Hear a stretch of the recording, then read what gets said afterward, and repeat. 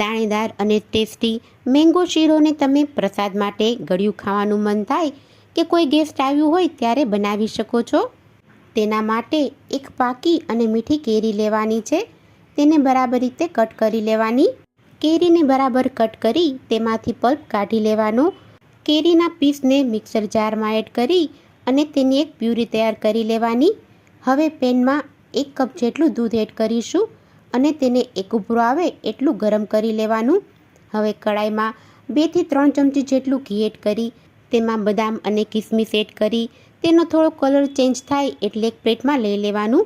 હવે બાકીના ઘીમાં અડધો કપ રવો એડ કરી તેને આ રીતે સતત ચલાવતા જઈ અને સરસ શેકી લેવાનો.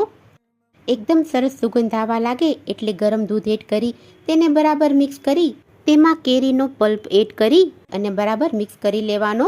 હવે મીઠાશ માટે તેમાં ખાંડ એડ કરી ખાંડ સરસ રીતે મેલ્ટ થઈ જાય એટલું મિક્સ કરી છેલ્લે તેમાં બદામ અને કિસમિસ એડ કરી તેને પણ બરાબર રીતે મિક્સ કરી લેવાનું.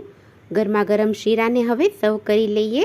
ઉપરથી થોડી બદામ અને સૂકી ગુલાબની પાંદડીથી ગાર્નિશ કરી લેશું. કોઈ પણ જાતના ફૂડ કલર વગર પણ ખૂબ જ સુંદર અને સ્વાદમાં એકદમ ટેસ્ટી લાગે છે. તો ચોક્કસથી ટ્રાય કરજો. Thanks for watching.